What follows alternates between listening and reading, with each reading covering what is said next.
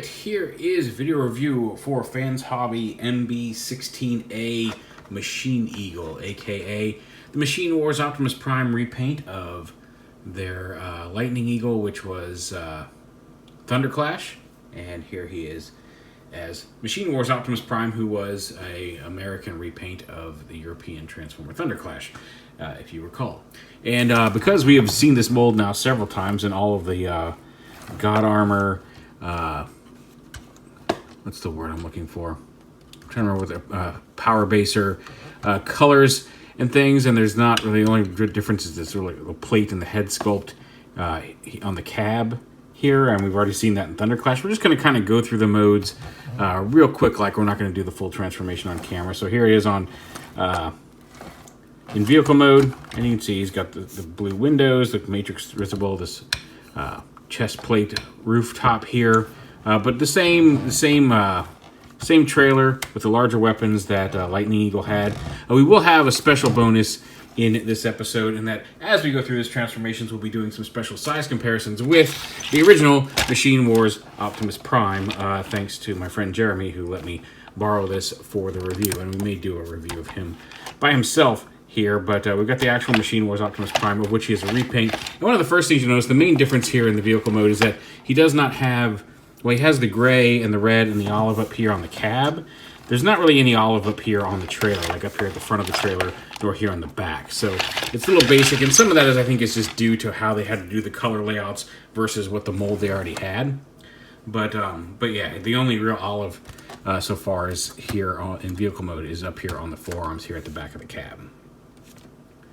So let's go real quick and get this guy into robot mode, and we'll check him out there. And here he is in robot mode, and again, it's very much Thunderclash. Same posability with all the ratcheting bits, thigh swivel, hinge knees. I don't know if I need to do a full accounting, but you got the ankle tilts, biceps, elbows, the posable fingers up here.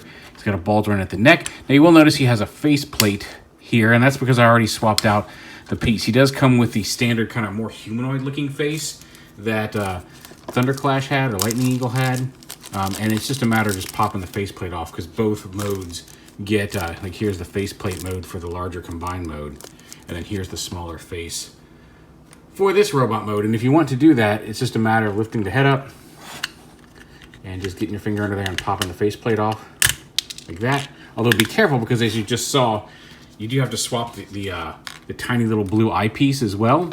So if you do that, just make sure you don't lose it, because especially on this one, it's very small.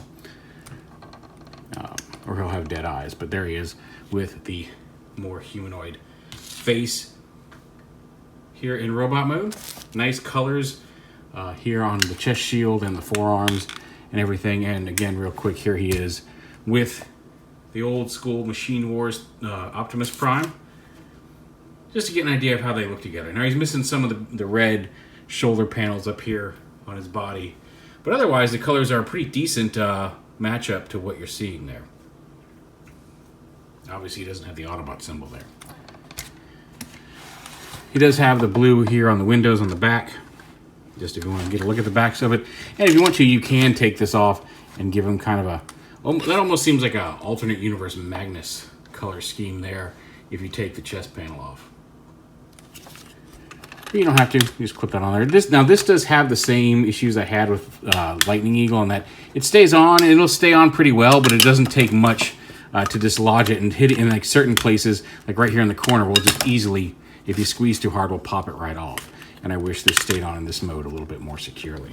It's not the end of the world. It's not a deal breaker, because again, if you get him in a cool pose, he's easy to pose without hitting it, but it doesn't take much once you touch it to pop that thing right off. He also has, before we start going into bigger modes, of course, his trailer, even though it is basically the Power Baser trailer, just like on Lightning Eagle, they did find a way to give it the Thunderclash Machine Wars kind of turret mode. There are handles back here that you can have Optimus grab onto. I'm just going to set him up here with his rifle. You can have him stand on these platforms here, have him man the turret. Although it takes a little bit of posing here to get this on, you'll probably knock that chest plate off. Don't worry, we're going to get this all. If I had 3 hands, this would be a whole lot easier. But I'm not Z5 Beeblebrox, and therefore do not have the ability to do all this as smoothly as I would like. Come on. Just balance. You kind of need him to hang on to these handles, at least one of them, so he doesn't fall backwards. There we go. Gently, gently.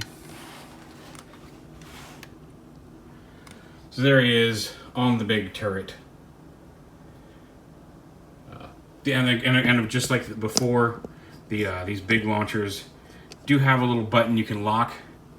You can arm them, push this down and arm them, and they do have a launching missile that comes out of them at a decent range. It's not super powerful, but like it will launch, so that's nice.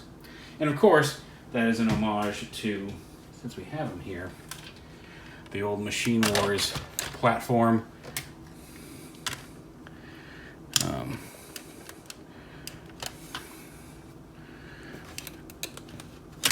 Oh, no. He fell off. There we go. So there's the 2 platforms side by side. Again, the original Machine Wars looks a little bit more cohesive as a battle platform because it was designed to be such, whereas this also becomes armor for the Super Robot, whereas that's pretty much what you get with Machine Wars Prime. He does not combine with this trailer outside of this tower configuration. And here he is, all combined in his giant robot mode. He's hiding he's holding his giant missile launchers with his rifle stored on the back, but you can, of course, pop these off and hang these on the back like you could with Thunderclash to kind of give him like jet thrusters. They're on his back, but I tend to like him in giant robot mode with his giant missile launching cannons here.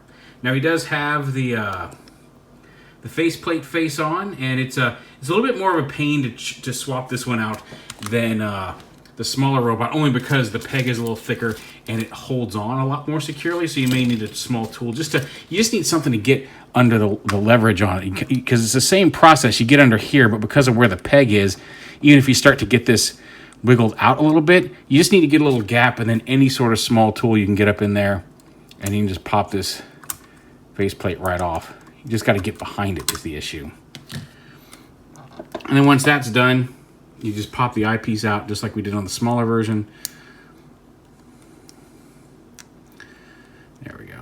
And it should come out fairly freely. It won't just, like on the big version, it doesn't just fall out. On the smaller version, it can just fly right out, so be careful with that. You just pop that out, swap it in to the other faceplate, and then just plug that back in.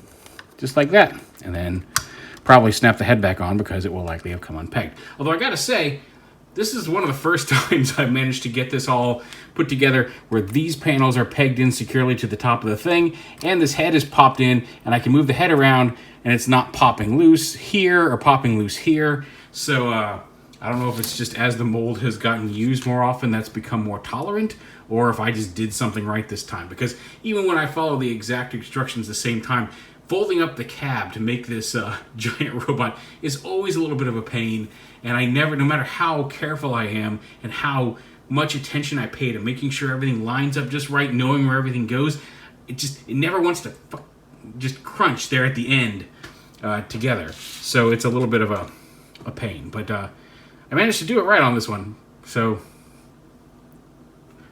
hooray. And real quick, here he is with his